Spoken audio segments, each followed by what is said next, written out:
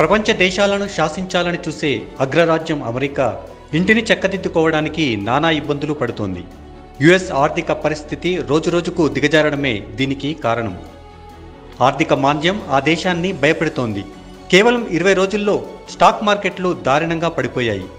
ఇన్వెస్టర్లు $4 ట్రిలియన్ అంటే దాదాపు 350 లక్షల కోట్ల రూపాయలు నష్టపోయారంటే పరిస్థితి ఎంత దారుణంగా మారిందో అర్థమవుతుంది.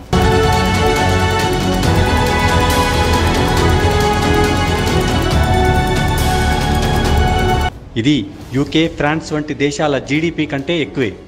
ఒక్క సోమవారమే $1.7 ట్రిలియన్ సంపద ఆవిరైపోయింది. ఎలాన్ మస్క్కు చెందిన టెస్లా కంపెనీ షేర్ల ధర 15% పడిపోయింది. ఈ స్థాయిలో స్టాక్ మార్కెట్లు పడిపోవడం 2022 తర్వాత ఇదే మొదటిసారి. అమెరికా ఆర్థిక పరిస్థితి కొన్నాళ్లుగా దిగజారుతోంది. అమెరికా వాణిజ్య విధానాలలో వస్తున్న మార్పులు దీనికి ప్రధాన కారణమని చెబుతున్నారు. ముఖ్యంగా ఐరోపా, కెనడా, మెక్సికోతో వాణిజ్య యుద్ధాల వల్ల పలు కంపెనీలు తమ వ్యూహాలను మార్చుకుంటున్నాయి. దీంతో దేశాన్ని ఆర్థిక మాంద్యం భయం వెంటాడుతోంది. అలాంటి పరిస్థితి రాదని అధ్యక్షుడు ట్రంప్ కూడా చెప్పలేకపోతున్నారు.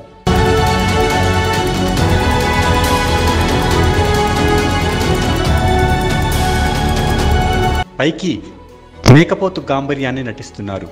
అలాంటి పరిస్థితి రాదని మాత్రం చెబుతున్నారు. కానీ ట్రంప్ తీసుకుంటున్న చర్యలు అమెరికా ఆర్థిక పరిస్థితిని చెప్పకనే చెబుతున్నాయి. తమ దేశంపై అధికంగా సుంకాలు విధిస్తున్న దేశాలపై ప్రతీకార సుంకాలు విధిస్తామని హెచ్చరించడం ఇందులో భాగమేనని అంటున్నారు. దీనివల్ల ఆయా దేశాల సుంకాలను తగ్గిస్తే యుఎస్ కొంతలో కొంతైనా కోలుకుంటుంది. ఇప్పటికే భారత్ ఈ విషయంలో కొంత సానుకూలంగా స్పందించింది. ఇలా తగ్గించని దేశాలపై సుంకాలు పెంచితే కొంత లోటు పూరుతుంది.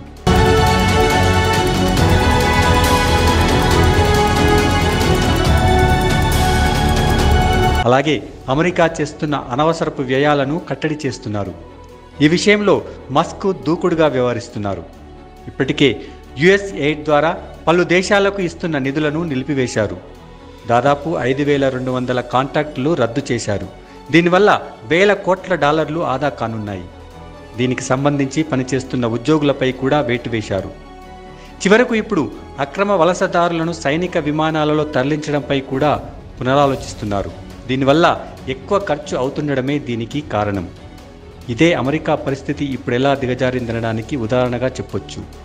అంతేకాదు, రష్యా, ఉక్రెయిన్ మధ్య యుద్ధం ఆపడానికి ప్రయత్నించడం కూడా అమెరికా ఆర్థిక పరిస్థితి కారణమని చెప్పొచ్చు. తద్వారా ఉక్రెయిన్లో అరుదైన ఖనిజాలపై ఆధిపత్యం దక్కించుకోవాలని అమెరికా ప్రయత్నిస్తోంది. ప్రస్తుతం అమెరికా పరిస్థితి కన్నా భారత్ పరిస్థితే కొంత నయమని అంటున్నారు.